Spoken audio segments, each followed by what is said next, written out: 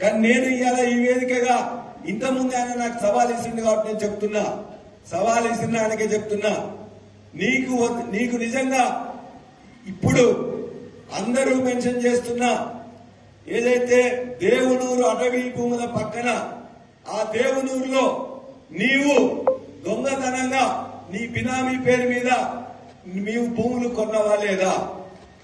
ఆ భూములకు నీవు ఒక జీతగాన్ని పెట్టుకొని గత నెల వరకు కూడా గత సీజన్ల వరకు కూడా వ్యవసాయం చేయించినవా లేదా? రోజు నీ అల్లుడు అక్కడికి వచ్చి నీ అల్లుడు నీ కుటుంబం వచ్చి చూసుకుంటున్నావా లేదా?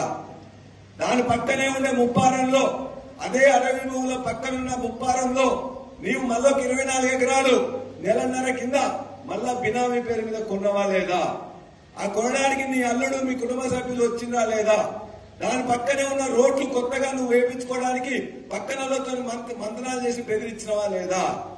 3, ఇవాళ ఏదైతే అడవి భూములు ఉన్నాయో నిజంగా రైతులకు చెందిన అడవి భూములని పూర్తిగా క్లియరెన్స్ రాకముందే జాయింట్ సర్వే యొక్క రిపోర్ట్ ఆధారంగా మిగతా కూడా పూర్తిగా మీ యొక్క ఫారెస్ట్ డిపార్ట్మెంట్ నుంచి పర్మిషన్ రాకుండానే ఎందుకు వాళ్ళని ఎగదోసినావు?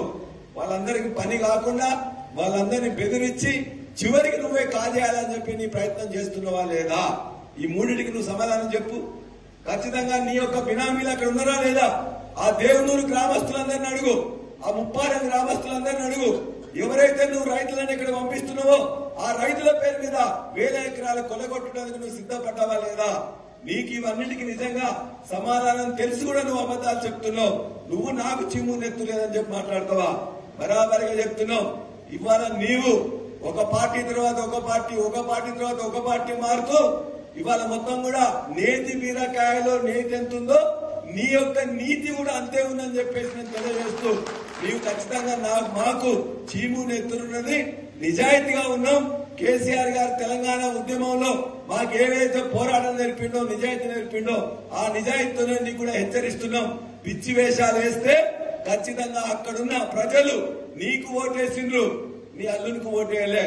నీ ఆంధ్ర అల్లుడు ఇవాళ పోలీసులందరినీ రిక్రూట్మెంట్ లో ఉంటున్నాడు.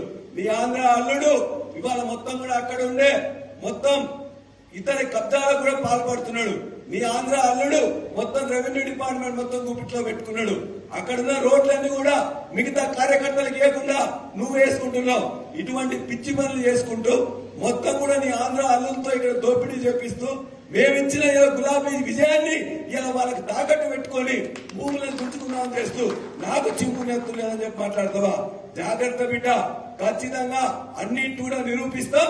నీ యొక్క మొత్తం కూడా నువ్వు వేసుకున్న ముసుగును కూడా తొలగిస్తామని చెప్పి కూడా నేను హెచ్చరిస్తా ఉన్నా.